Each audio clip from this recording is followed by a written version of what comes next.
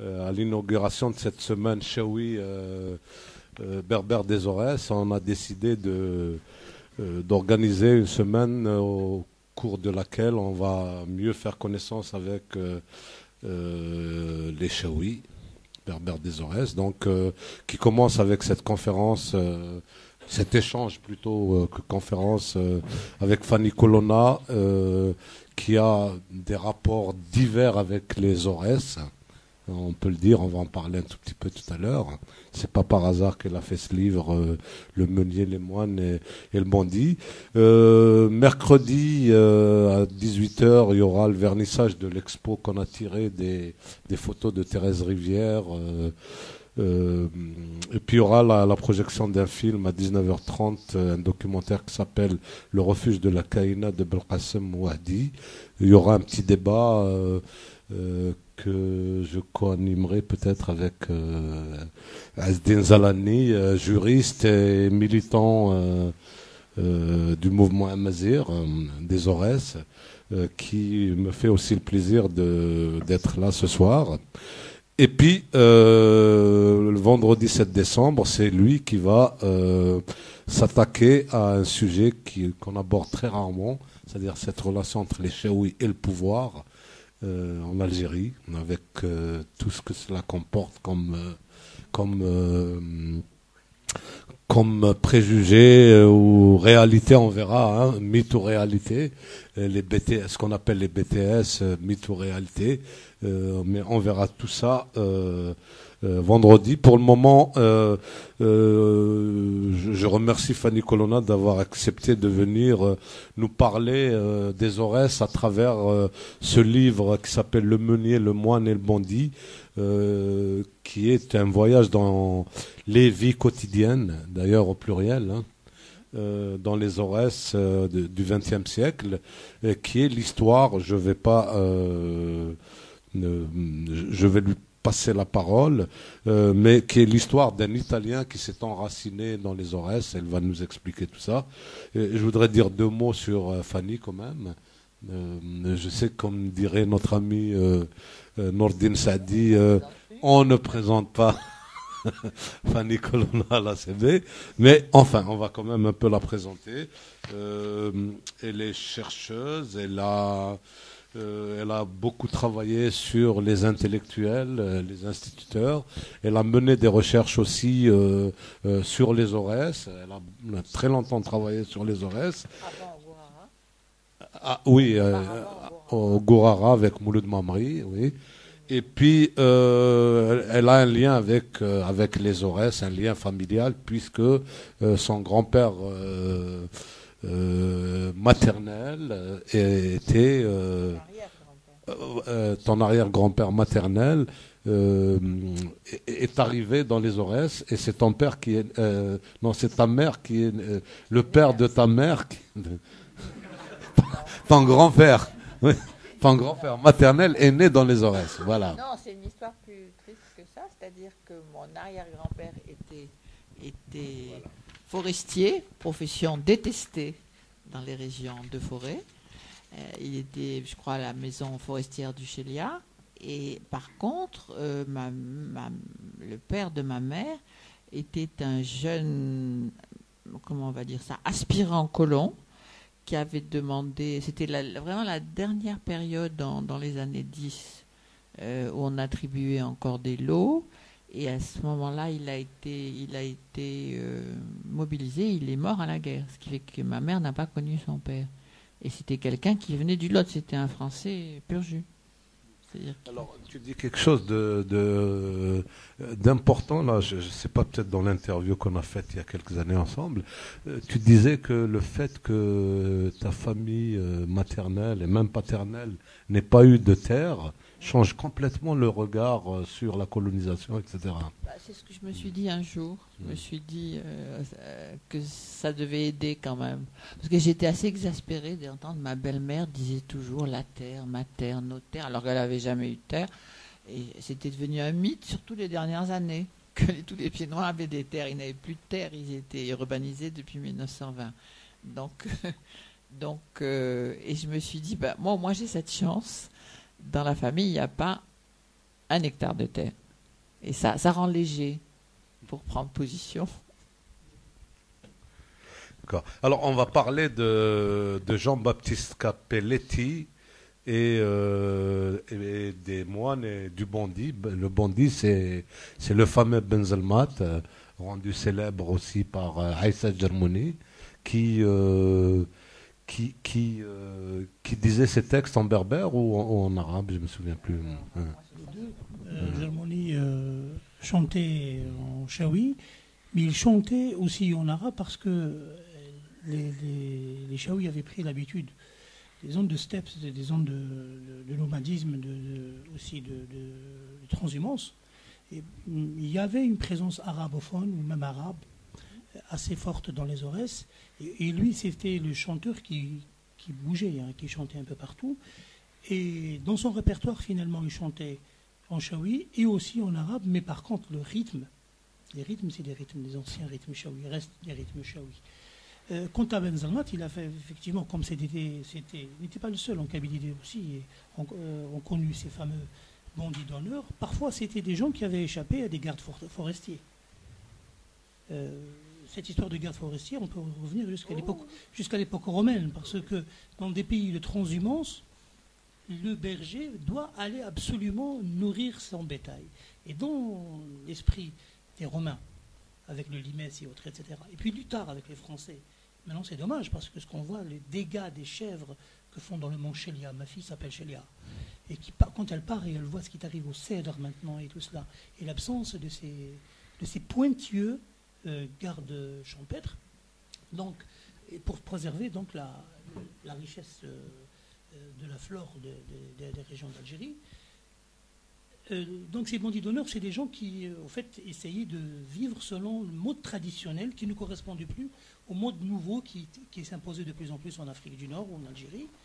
Et ils finissaient d'une manière ou d'une autre par se retrouver en situation d'illégalité, parfois en commettant un crime d'honneur, parfois en commettant une infraction.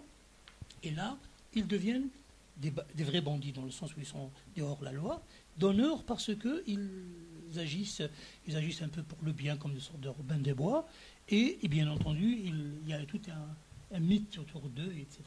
D'où les chants, entre autres de Jalmouni il y a quelqu'un qui a écrit sur Oumerli et Ouzalmav, je ne me rappelle plus, qui a pris les chansons qu'on chantait en Kabylie sur Oumerli et sur Ouzalmav. Donc Jalmouni, entre autres, chantait sur Ouzalmav avec un peu partout dans les villages, et ça a contribué à créer encore beaucoup de la légende. Oui. La légende. Oui. Alors, je vais me tourner vers Fanny. Alors qui était Jean-Baptiste Cappelletti? Alors, je te donne la parole le temps que tu veux. Bon, le temps que je veux. Donc, Jean-Baptiste Cappelletti est le personnage central, mais pas unique, de ce livre, donc qui est sorti chez Actes Sud en 2010. Et il était d'origine sicilienne par sa mère, ça me paraît important, et piémontaise par son père.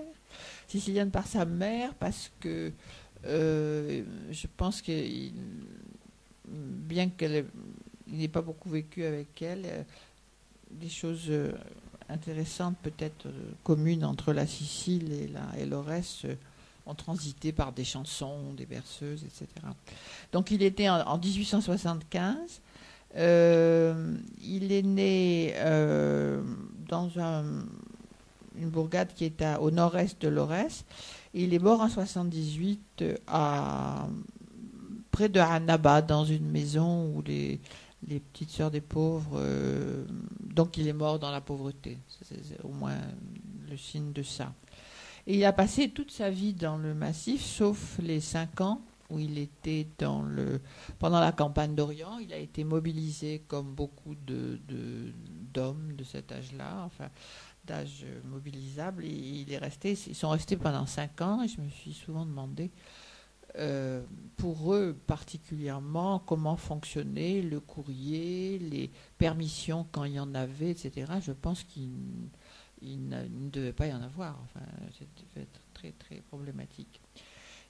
Son père est mort alors qu'il avait 6 ans.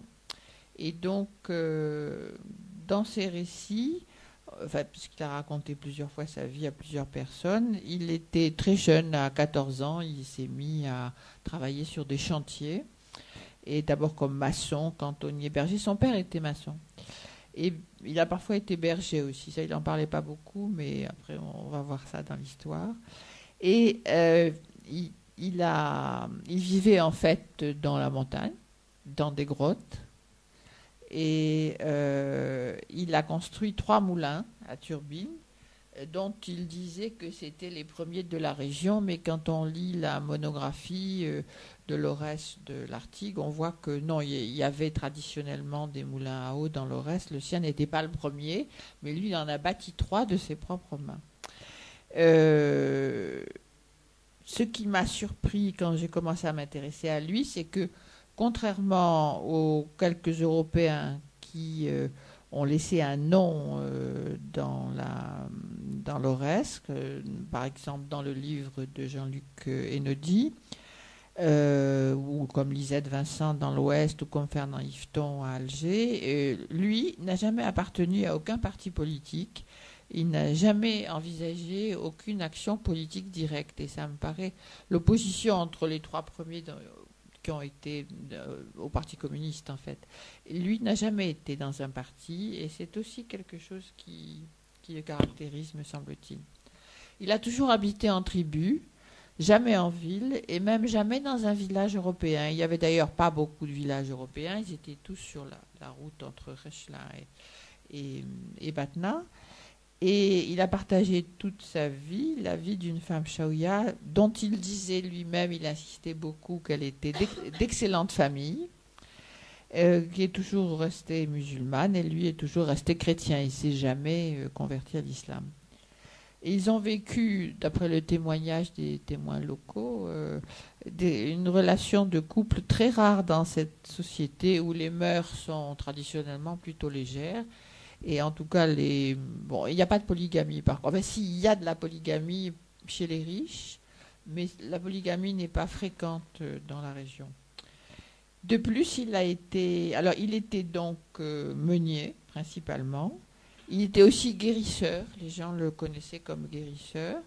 Et enfin, il a été ce que les archéologues appellent l'inventeur, c'est-à-dire c'est lui qui a découvert une grotte paléolithique qui a été fouillé plusieurs fois depuis et qui est l'un des sites les plus importants du nord de l'Afrique.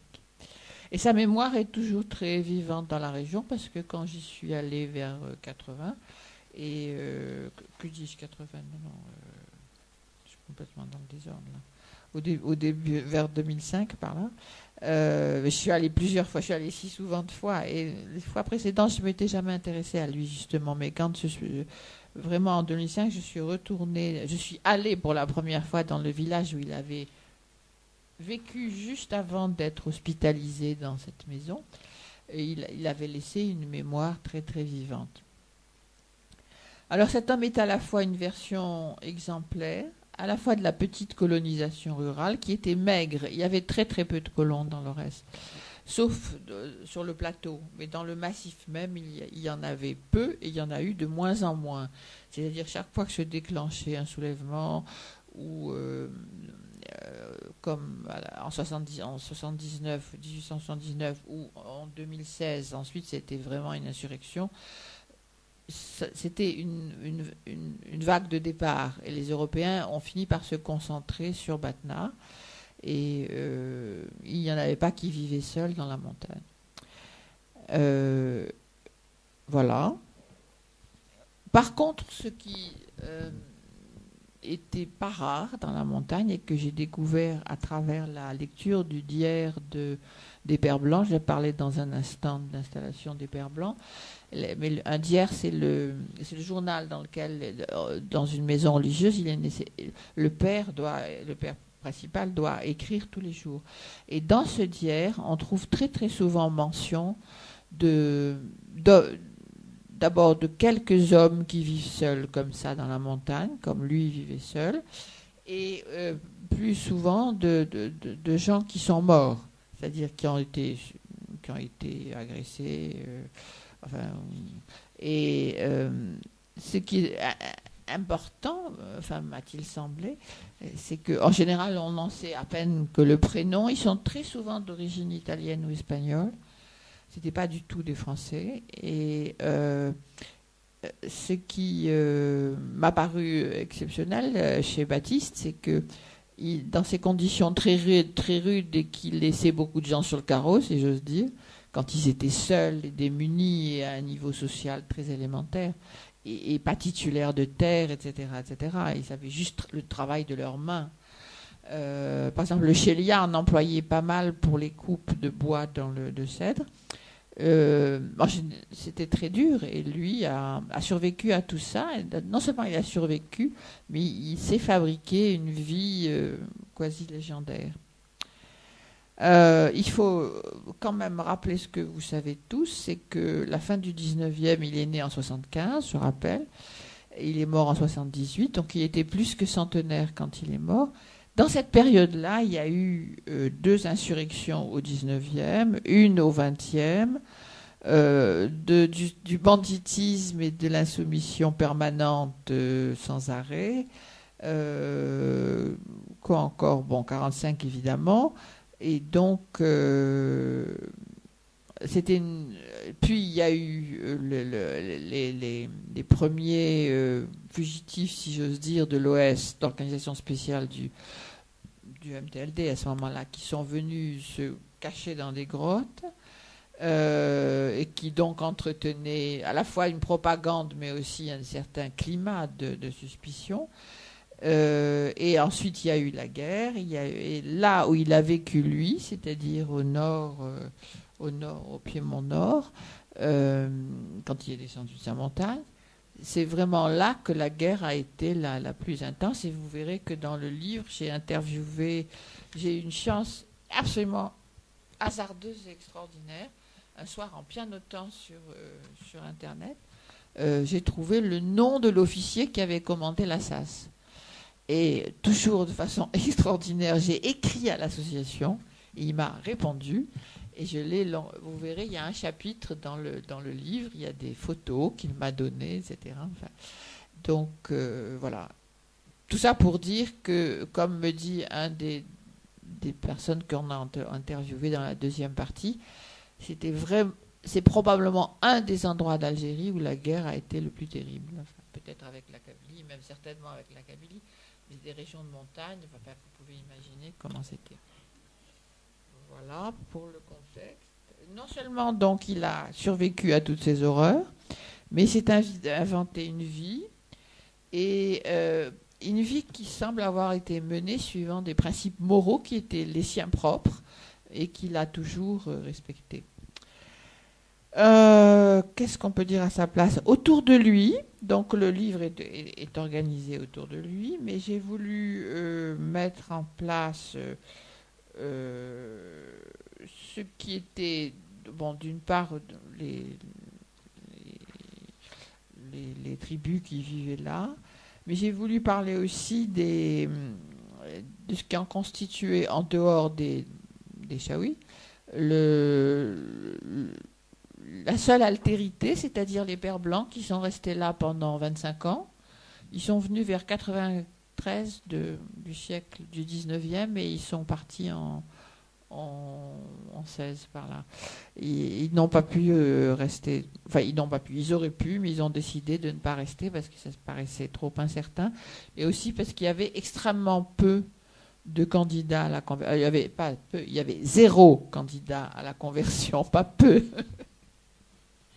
Et là-dessus, moi j'ai lu à une décennie d'intervalle, j'ai lu 2 fois le d'hier complètement.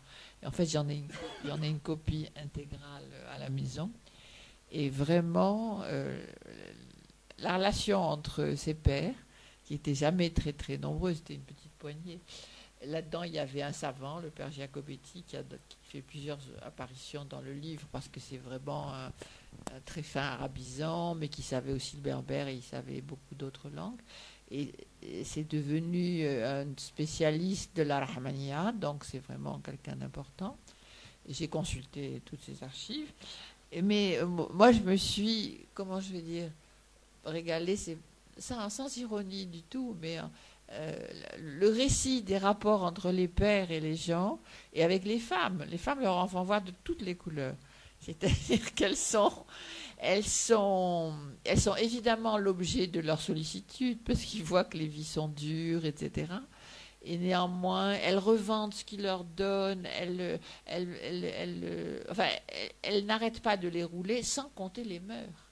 Parce qu'ils ont des mœurs, ils en général dans la région, et vu à travers le spectre d'hier, et il y a une très jolie phrase sous la plume de l'un des pères qui dit « La Fatma a encore fait sa Samaritaine ». La Samaritaine, dans l'Évangile, c'est celle que le Christ rencontre sur une margelle de puits, et ils se mettent à parler, et elle lui dit « Je ne sais pas quoi, il faut que je retourne voir mon mari ». Il lui dit « Non, tu n'as pas de mari, tu as eu 7 maris », lui dit le Christ. Et donc, quand un prêtre écrit d'une femme qu'elle joue sa Samaritaine, vous avez compris que... Et d'ailleurs, comme je disais tout à l'heure, on anticipe un peu là, mais comme je disais tout à l'heure, dans le reste, avoir été mariée 7 fois à une époque, aujourd'hui peut-être c'est plus rare, mais c'était pas du tout rare. C'est-à-dire, le mariage est une sorte de forme, enfin, était encore quand j'ai commencé à travailler dans les années 70, une formalité que des hommes de 32, 33 ans avaient déjà traversé 7 fois, enfin, et les filles 3-4 fois, c'était pas rare. Enfin, voilà, c'était un trait culturel qui n'aime pas beaucoup les gens, mais par contre les Bers blancs, alors lire ça dans le miroir de ce qu'ils écrivent, c'est absolument délicieux parce qu'ils sont vraiment très très surpris. Alors, qu'est-ce que je peux dire encore ? Donc, il y avait les Bers blancs, il y avait très peu d'écoles, sauf dans la vallée de l'Oued Abdi, quelques écoles, et dans le livre, vous verrez dans la deuxième partie, si vous le... J'ai interviewé quelqu'un qui a un produit donc de l'école et qui en a gardé un très très bon souvenir, mais elles étaient extrêmement rares.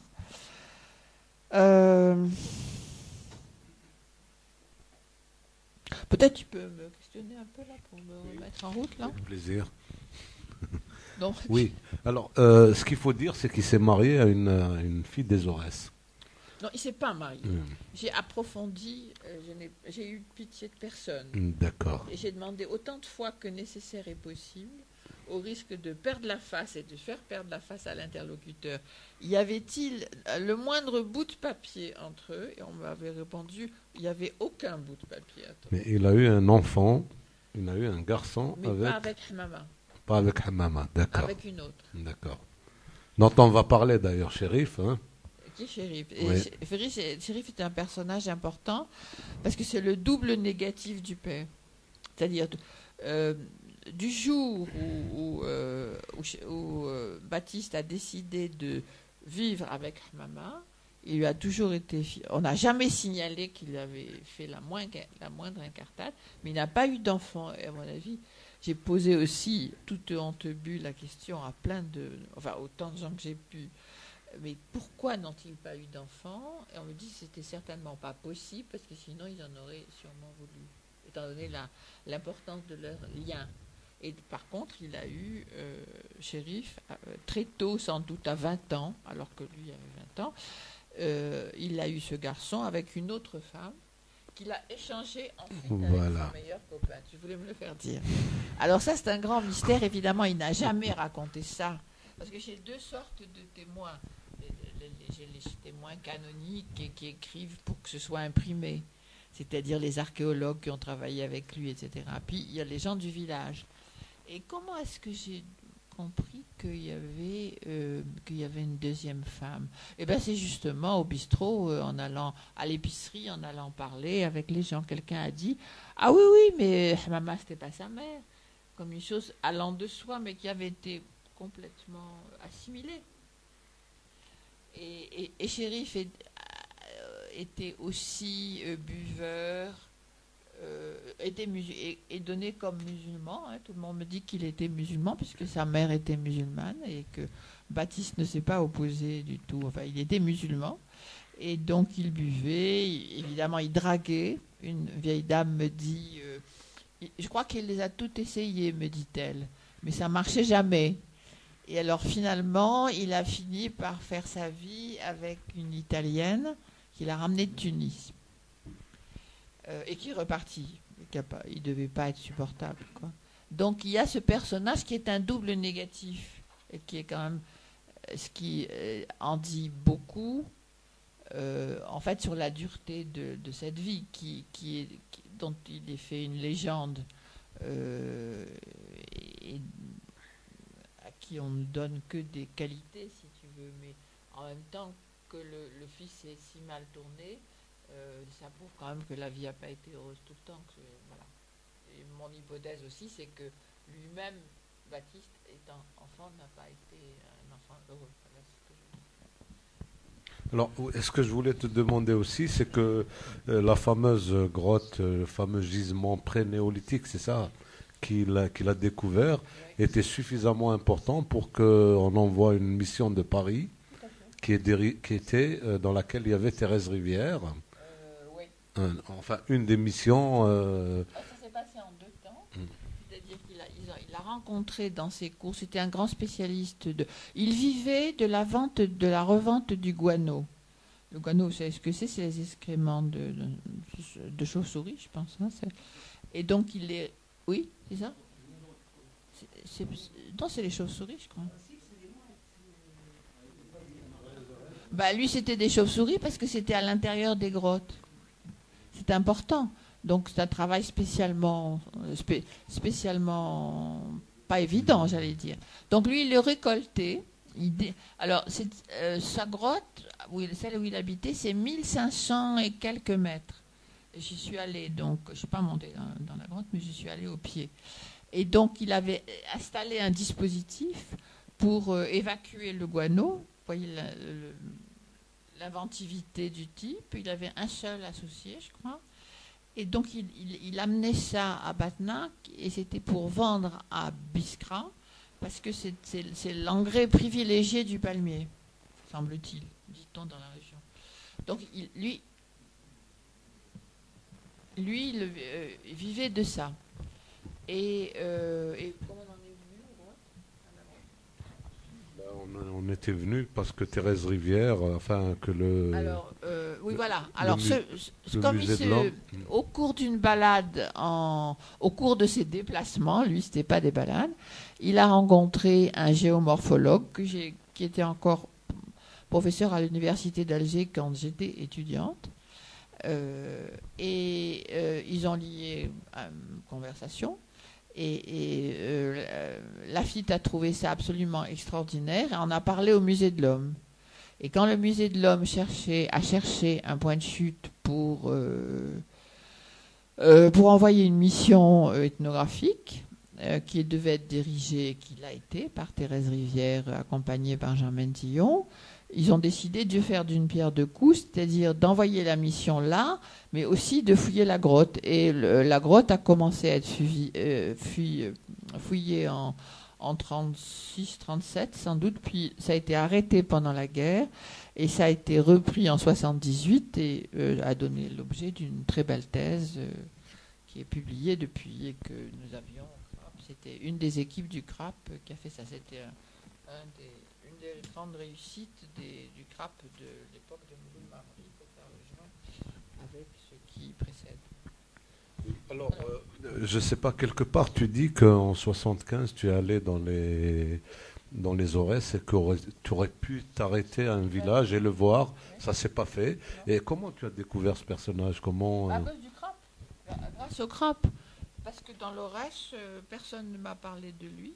Mais au laboratoire, les gens le connaissaient parce qu'on était en train de fouiller sa grotte. Donc j'ai remonté de la grotte à la personne. Et donc j'ai recueilli quelques anecdotes. Et puis moi, mon terrain, c'était jamais le nord dans l'Aurès. Ça m'intéressait pas trop. J'ai travaillé sur le versant sud, sur le sud de l'Oued Abdi et le sud de l'Oued Laburde. Donc tout ce qui est monographique, détaillé, etc., on l'a fait dans le sud. Et donc le nord, je ne faisais que passer. Donc j'avais l'impression que c'était encore pas assez exotique pour une anthropologue débutante. Voilà. Je suis sûre qu'il y avait quelque chose comme ça. Je suis venue tard, donc j'ai pris le reste par l'envers. Oui, alors une autre dernière question pour ce qui me concerne. Après, je vais donner peut-être la parole.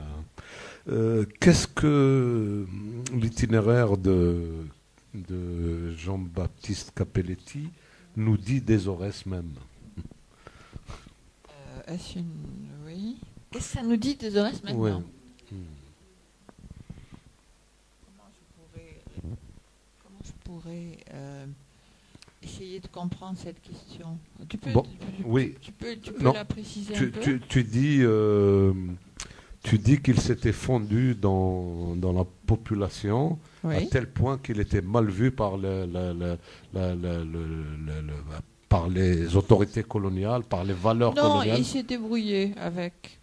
C'est son tour de force. Son tour de force a été qu'en pleine guerre, il raconte comment il racontait à la préhistorienne qui a fouillé finalement sa grotte. Il racontait que non, à l'époque il avait 70 ans quand la guerre a commencé. C'était quelqu'un d'inoffensif, plus personne non, qui pouvait soigner les maquisards la nuit.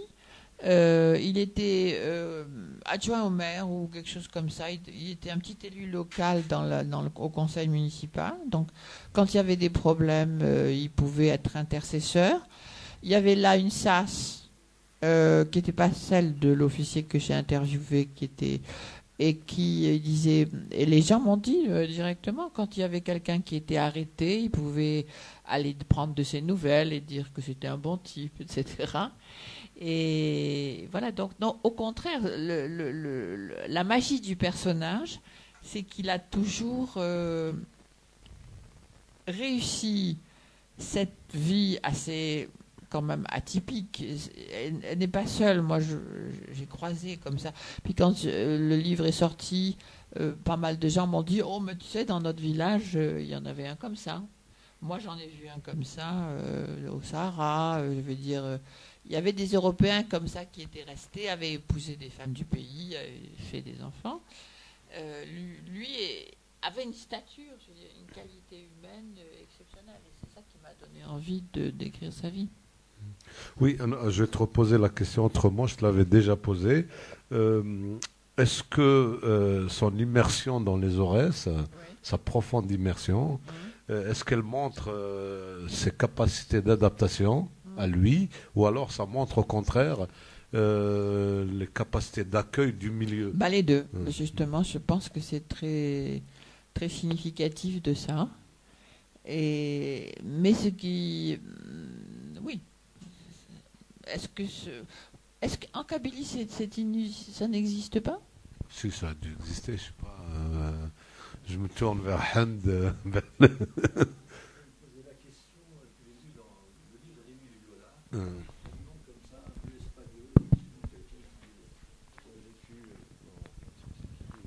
je ne sais rien de ce personnage.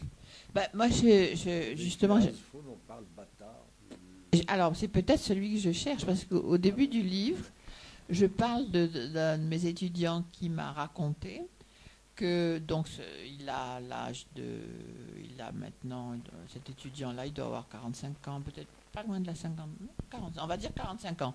C'est juste pour situer sa vision. Me disait on pouvait voir une maison et une orangerie qui datait de l'époque d'un Espagnol dont on avait oublié le nom, et c'était une maison isolée. Or, en Kabylie, il n'y a pas de maison isolée, c'est-à-dire les gens se regroupent. Ça existe quand même? J'avais l'impression que c'était quand même quelque chose de rare. Dans le reste, c'est pas rare. Dans le reste, c'est pas rare. C'est pas du tout une région d'habitat groupé. Il y a des villages, mais c'est pas rare. Et justement, je commence le livre par ça, en disant que je suis absolument persuadée qu'il y en a eu pas plein, mais pas mal en Algérie. Et quand j'ai envoyé le livre à Ahmed Nadir, qui est d'Aïm Lila, et il m'a dit, je crois que c'est Aïm Lila, c'est pas Msila, c'est Aïm Lila ou Msila. Et il m'a dit, ah bah oui, on en avait un comme ça, nous aussi. Il avait 5 enfants et il est mort dans la région. Donc je pense que c'est l'éloignement dans le temps qui nous fait penser que c'était quelque chose d'absolument exceptionnel, mais qu'il y a eu une période entre la fin du 19e et en plus, il faut penser à l'époque romaine, c'est-à-dire qu'à l'époque romaine, il y a certainement un tas de légionnaires qui se sont fixés dans la région. Il y a des traces. Les huileries, il y a des huileries, il y a des traces. Ça, c'est la merveille de ces dernières années, c'est que la thèse latine de Masqueret a été traduite. Nous ne connaissions que la thèse française, qui est une thèse de théorie politique sur le système berbère. Et par contre, sa thèse latine, qui était obligatoire à l'époque, a été traduite. Et là, il montre que le long des vallées, en particulier l'Oued Abdi, c'est l'Oued Labiot, enfin les 2 vallées riches du centre, sont absolument, j'allais dire, enfin, sont pleines de traces d'habitation et d'industrie aussi, c'est-à-dire il y a beaucoup de pierres taillées d'abord, et ensuite il y a beaucoup d'huileries, et on sait que pratiquement tout le reste était couvert d'oliveraies, dont il ne reste plus qu'une petite surface, on va dire, au Sgal, tout à fait au nord-ouest, très isolée, et alors que et ça, c'était aussi dépendant du système d'irrigation que les Romains avaient installé. C'est-à-dire tout le reste était irrigué avec des œuvres, des ouvrages façonnés qui n'étaient peut-être pas possibles en Kabylie. Mais le reste a été très très travaillé sur le plan hydraulique. Et donc il y avait une implantation. Et certainement les gens étaient immergés dans la société d'une façon qui n'a rien à voir avec le 19e et le 20e. Alors, pour répondre à ta question qui est, comment dire, un peu idéologique, est-ce que c'est... Non, pas du tout. Non, mais je veux dire, est-ce que c'était le type qui était exceptionnel ou est-ce que voilà, les gens... c'est ça, oui. Ben, moi, je crois que c'est les deux, c'est-à-dire... et c'est la géographie aussi. C'est-à-dire qu'il y avait la possibilité de cohabitation sans être les uns sur les autres. Les régions fertiles sont assez... Les vallées, si tu veux, sont assez... permettent des implantations où on n'est pas les uns sur les autres. Vous pouvez peut-être s'ignorer. Est-ce qu'il a vécu dans l'ensemble ou alors il a toujours été un peu marginal? Alors, moi, je pense qu'il a toujours été qu'il a vécu dans un entre-deux. Il ne s'est jamais converti. Mais un seul de ses informateurs, vous le verrez, il y a une belle photo de lui dans le livre, celui à qui il nous parle dans une voiture, dit qu'il a été musulman. Alors, deux hypothèses. Il a très bien pu se convertir pour la forme au moment où il courait les filles, par exemple, quand il avait 20 ans, pour se faire mieux accepter les relations qu'il a avec des jeunes femmes successives. Mais c'est pas... en tout cas, il n'y a aucune trace dans tous les témoignages que j'ai recueillis sur sa vie à partir du retour de la guerre, à partir du moment, parce qu'il y a un grand seuil dans sa vie, le moment où il devient un personnage social. Et ça, c'est au retour de la guerre. Il a bâti 3 moulins. Il a d'ailleurs des revers. Il ne faut pas croire que sa vie a été pavée de roses, puisqu'il a perdu un procès à propos d'un des moulins. je ne sais plus le droit de qui était en cause, mais en tout cas, il l'a perdu. Il n'en parlait jamais. Je crois que sa grande force aussi, c'était de ne jamais se plaindre. Et ce qui lui a permis de continuer à vivre là, c'est-à-dire et d'être accepté et aimé par les gens. Il était très utile, c'était un bon meunier, il donnait littéralement, les années de disette, il donnait du blé qu'il avait en réserve, enfin du blé ou de l'orge d'ailleurs, parce que les gens ne vivaient pas que de blé. À cette époque, ils vivaient principalement d'orge et secondairement de blé, c'était le luxe. Il en donnait, peut-être qu'après on lui rendait l'année d'après, à la récolte suivante. Mais il était extrêmement généreux et apparemment, et de cette histoire de femme qui n'est pas très très claire, et surtout du procès perdu au moment du moulin, il s'est jamais plaint. On n'a pas l'impression que c'est quelqu'un qui se pose en victime, voilà. Et ni avec les Français, il ne se posait pas en victime non plus. Et voilà. Et si, alors son coup de force quand même, c'est qu'à la fin de sa vie, puisqu'il y a des photos de la dernière maison qu'il a occupée, il était assez riche pour racheter la maison du caïd, qui lui s'était ruiné en boissons et en choses diverses et en gaudrioles diverses. Et c'est une assez jolie maison que j'ai visitée, vous verrez des photos et voilà. Et ce qui me montre qu'il a toujours vécu entre deux, c'est l'œil, dirais-je, de l'anthropologue. D'abord, vous verrez, il y a une très belle photo de lui.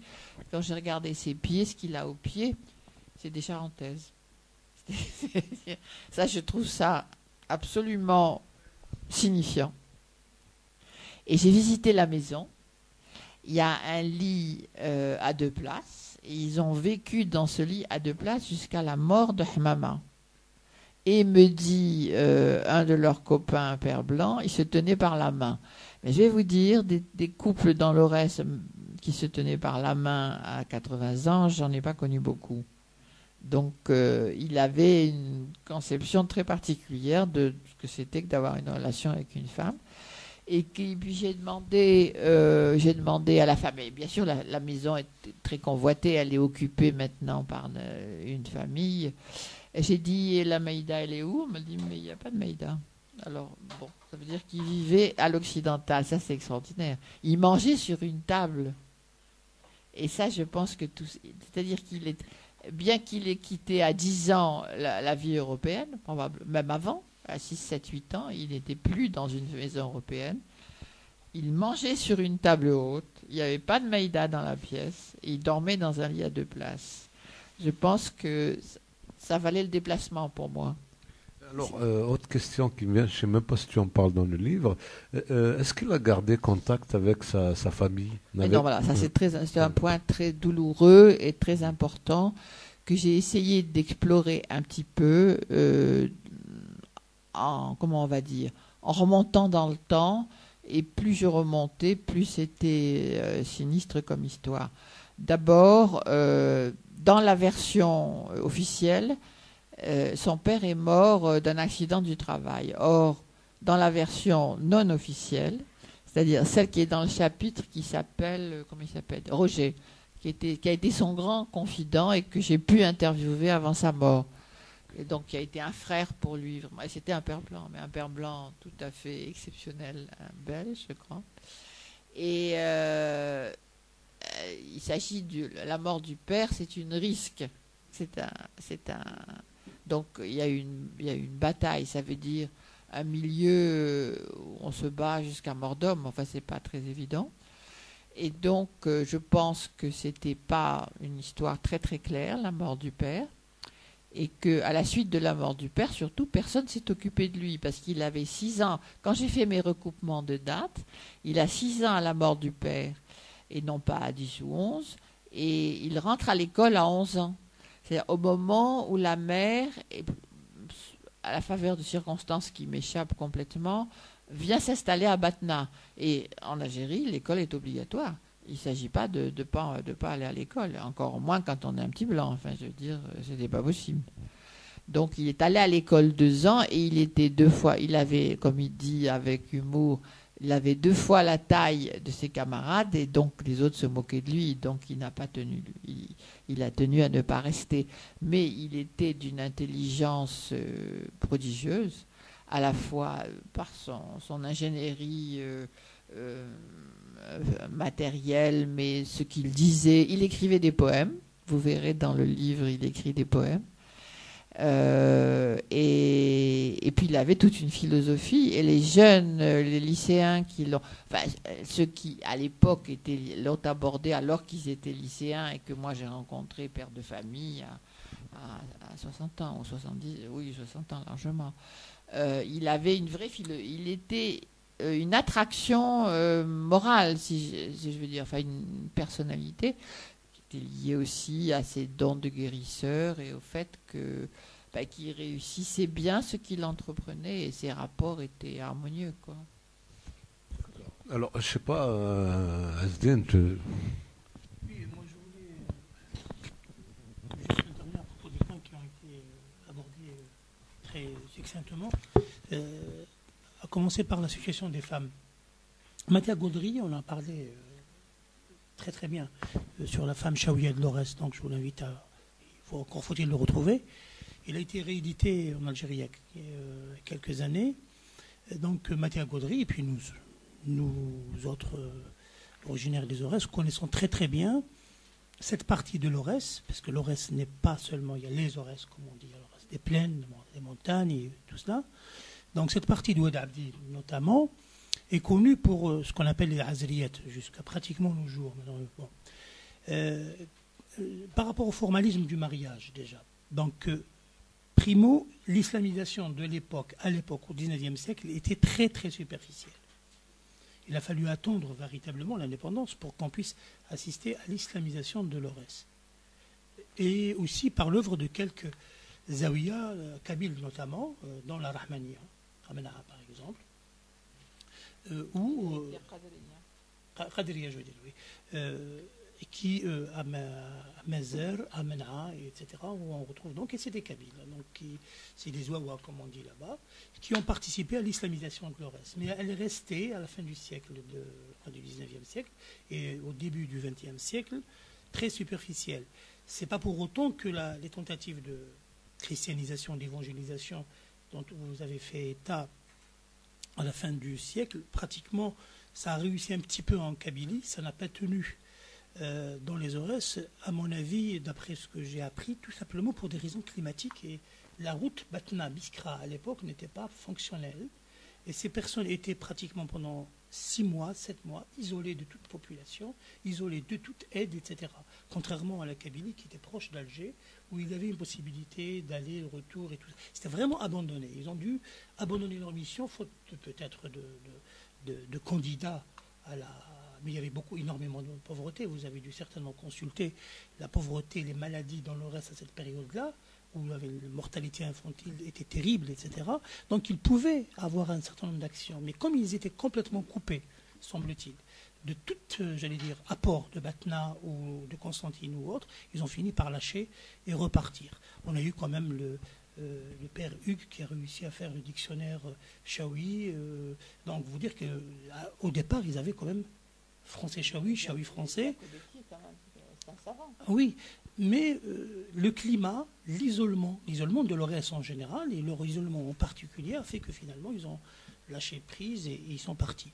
Quant à donc, je reviens au formalisme du mariage, jusqu'à très récemment, le mariage était, on peut dire qu'il était à la fois, au sens latin du terme, à l'époque romaine, le mariage cinémanique ou manu, etc., et qui était assez libertin aussi. La femme partait, elle rejoignait et elle coupait totalement avec le... Chez les Romains ? Oui. Cinémanu, elle partait, elle repartait. Elle faisait partie de la nouvelle famille.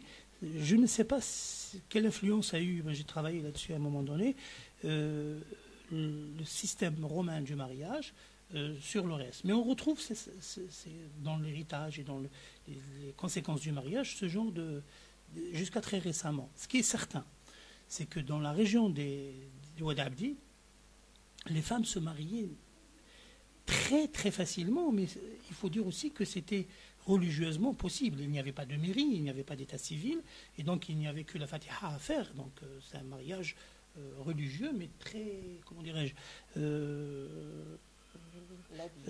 labile, voilà, tout simplement.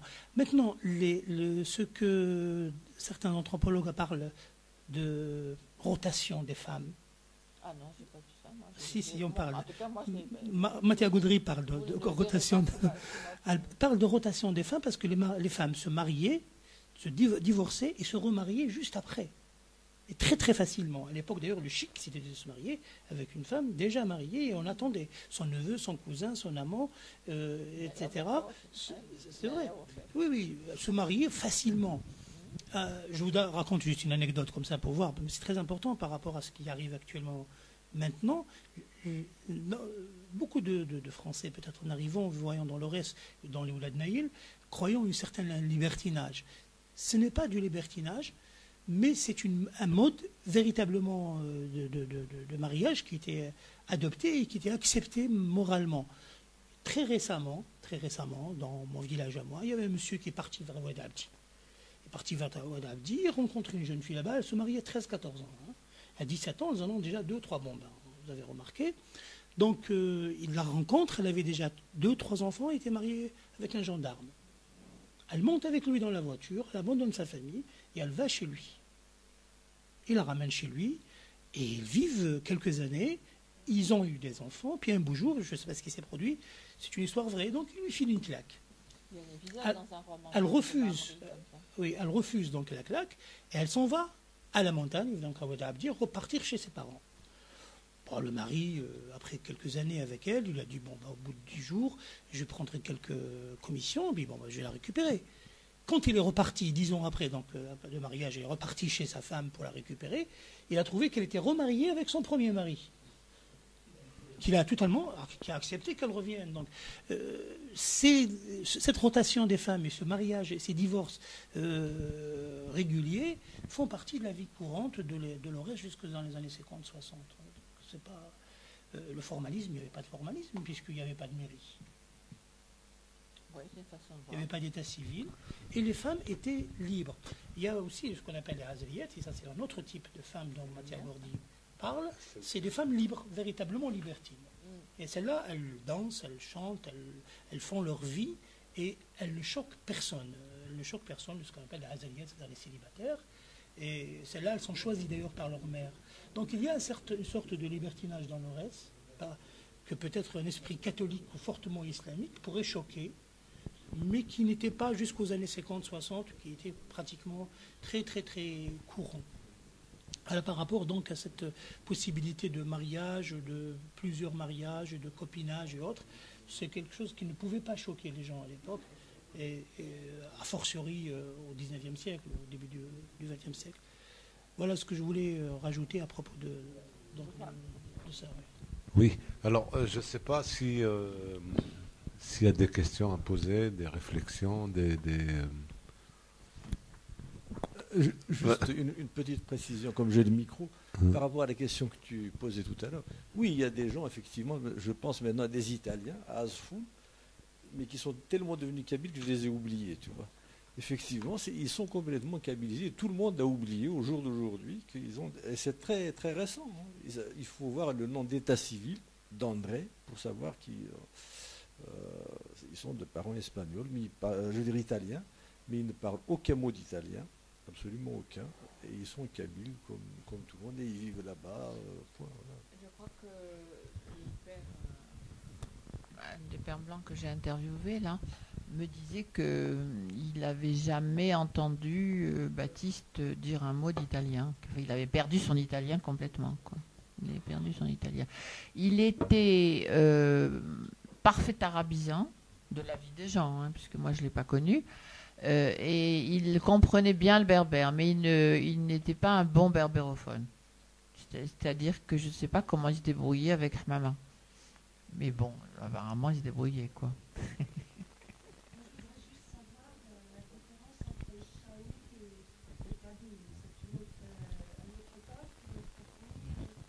Ah ben, ils vont vous le dire, là. Il n'y a que des cabines dans la salle, j'imagine.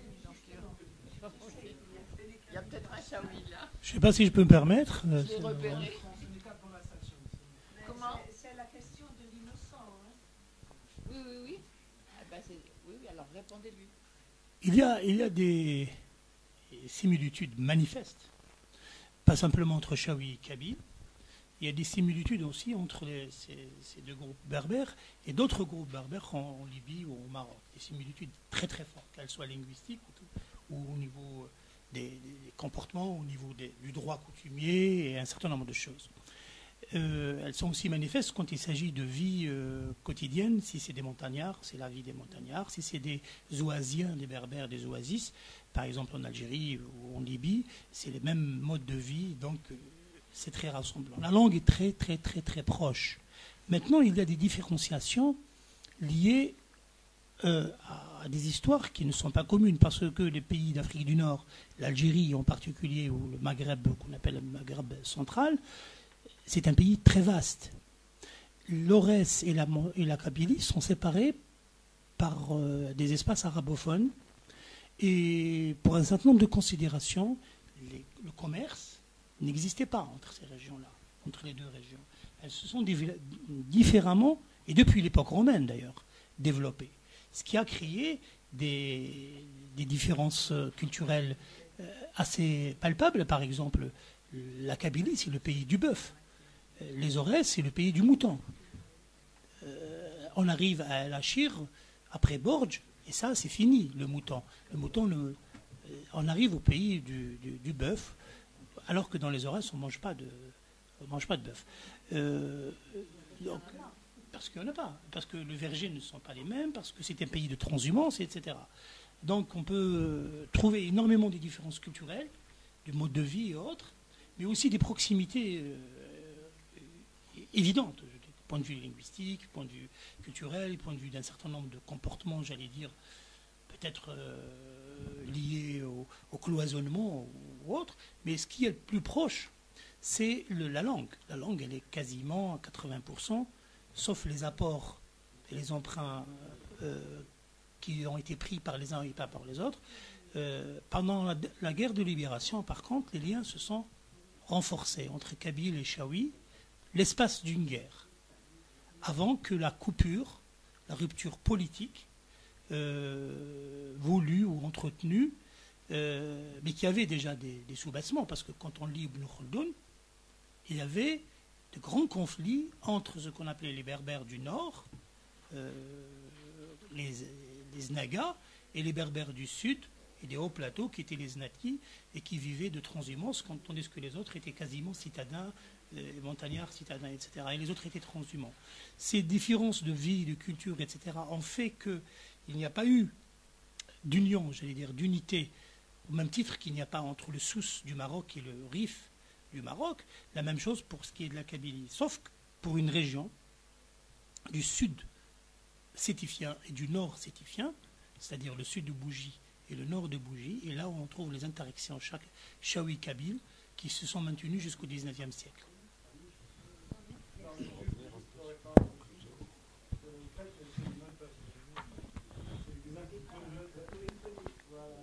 Je crois que c'est la réponse qu'elle...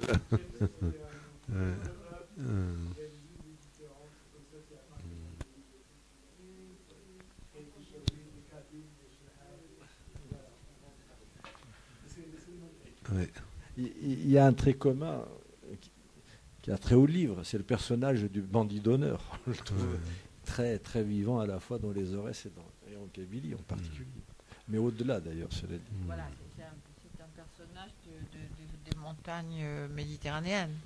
Et pas seulement méditerranéennes, mais en tout cas très très récurrent, la Corse, la Sicile, etc., etc. Et puis dans ces régions quand même montagneuses du sud, oui, il y a de très beaux livres là-dessus.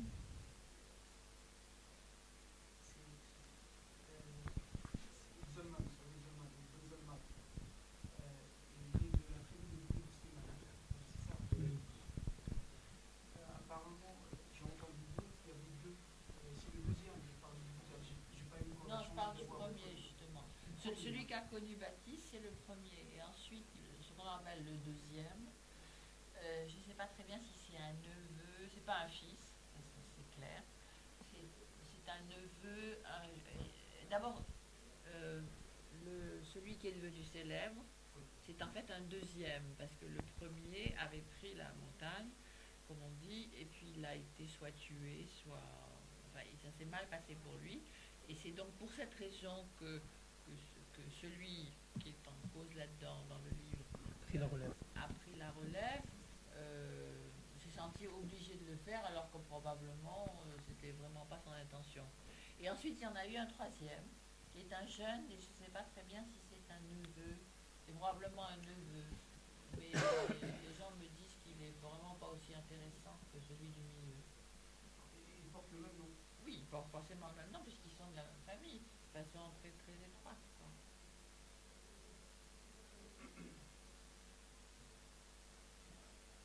Kizilmadin, c'est une famille. Hein.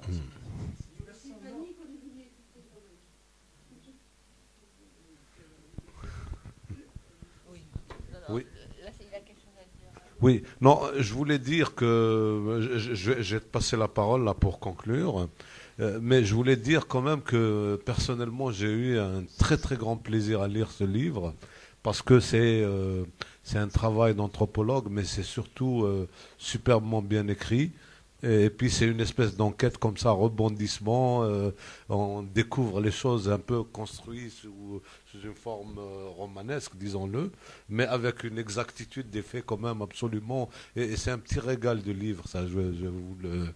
Non, moi je l'ai lu vraiment avec beaucoup beaucoup de plaisir parce que en plus de toutes les informations évidemment il y a ce plaisir esthétique à lire des choses. Oui, alors j'aimerais finir là-dessus un peu parce que tu es allé dans les Aurès, tu es allé à Bruxelles, à Paris, tu as fait le tour du monde pour retrouver sa trace un peu. Comment ça s'est construit Alors, la remarque que tu viens de faire, c'est drôle parce que le livre est construit en deux parties. Il y a une partie qui est faite à partir de ce que je savais sur l'Aurès et qui est donc dans les livres, et puis des archives.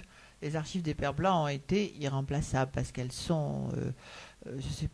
c'est très difficile à exploiter parce que c'est tellement minutieux, mais en même temps, tous les petits détails sont très importants. Ce que je raconte, par exemple, de leur effarement devant le comportement des femmes, elles leur dament le pion constamment, c'est-à-dire ils sont jamais à la hauteur, c'est-à-dire les pauvres Pères Blancs avec les femmes chaouïas. Et la deuxième partie, par contre, donc j'ai interviewé des gens, et ce qui m'a frappé, c'est à quel point, voilà, en gros,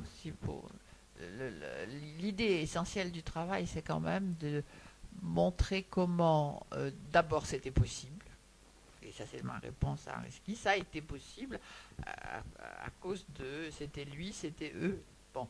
Mais en même temps, comment se construit un mythe, pas un mythe, parce qu'il ne parle pas d'eux comme... Les gens ne parlent pas de lui comme un mythe. Comment se construit, on va dire, une sorte d'icône, quelqu'un comme ça. Ils ont beaucoup de tendresse pour lui quand ils en parlent.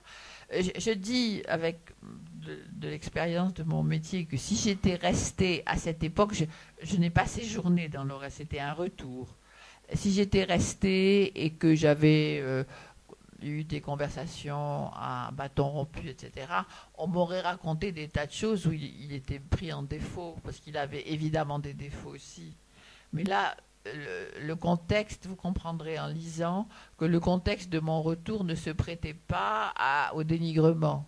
On était dans la géographie déjà. Alors tout mon travail a été justement d'essayer de voir qu'est-ce qu'il y avait derrière la géographie, et d'où l'exergue que vient de mettre sous mon nez l'Antonioni, où il dit qu'il n'y a pas d'histoire, il n'y a pas d'art et il n'y a pas de... Il n'y a pas d'art autour de la réussite et du bien. Et je pense qu'il a eu plein de... Enfin, non seulement il est allé au bout de ses forces humaines, et ça c'est quand même... On sent que c'est un homme qui pousse l'humanité à ses limites. Mais il en a pris plein la gueule, je pense. Et à partir de l'âge de tout petit. Je pense que si l'histoire du fils est tellement pas ratée, on ne doit pas dire ça de quelqu'un, c'est une vie, c'est une vie. Si elle est tellement le contraire de sa vie à lui, c'est que quelque chose n'a pas été transmis. Ce qui n'a pas été transmis, c'est ce que c'est que la paternité. Donc ça c'est clair. Et qu'en même temps, on peut voir un certain nombre de on voit des failles. On voit des failles et on voit que sa vie n'a pas été... Alors la dernière faille, c'est que après l'indépendance, donc on est venu lui dire que il fallait prendre une décision pour ses terres. Il avait des petites terres autour de la maison et il lui dit, pour ça, il faut que vous demandiez la nationalité algérienne. Et il a dit, eh ben non, je ne suis pas algérien, je ne suis pas français non plus, parce qu'il en avait tellement vu de la part des Français que probablement ça lui faisait pas envie. Donc je suis italien. Et quant à mes terres, donnez-les au Chab, enfin que disposez-en. Et je trouve ça très joli comme conclusion. C'est-à-dire c'est une espèce de... Il est très vieux quand il dit ça, mais c'est une espèce de détachement extrême qui montre que quand même cette vie qui paraît aussi parfaite, dans son héroïsme, même incluant les difficultés, 1500 mètres. Moi, je ne peux pas vivre à 1500 mètres d'altitude et descendre et monter chaque fois que j'ai besoin de quelque chose qui est en bas. Il a dû avoir énormément de choses très dures et je pense que ces choses très dures commencent très tôt dans sa vie. Et c'est ça qui m'a paru assez extraordinaire. Et puis son histoire de femme, enfin, parce que l'histoire de femme, il a un très bon copain, ils ont chacun une copine. Et puis tout d'un coup, et les gens qui m'ont parlé m'ont bien spécifié que c'est l'autre qui a voulu celle qu'avait Baptiste à ce moment-là. Baptiste non seulement a cédé, mais il est vraiment tombé amoureux de Hamama, et ça c'est pas du vestir. Enfin, je veux dire, c'est le père Blanc qui m'a raconté ça me dit c'était vraiment un très très grand amour. Je lui pose la question jusqu'à la dernière page du livre. Et il me dit, c'était un très très grand amour. Quand je les voyais dans la misère où ils étaient à la fin, être dans ce lit à deux places, à l'ancienne comme ça, en se tenant par la main, ils s'aimaient, c'est sûr. Et ça, c'est une merveille. Enfin, c'est ça qui est très beau dans l'histoire, je trouve. Voilà. J'ajouterais justement, j'ai parlé de suspense parce que ça, on ne le sait pas dès le départ. À un moment donné, l'enquête nous révèle ça. Et c'est vraiment bâti sur le mode de l'enquête. Hein, je veux dire, voilà, on va s'en tenir là. Hein. Merci Fanny, merci pour ce livre et merci pour tout le travail que tu fais. Asdin, donc nous rendez-vous mercredi et vendredi. Et puis merci à vous. Au revoir.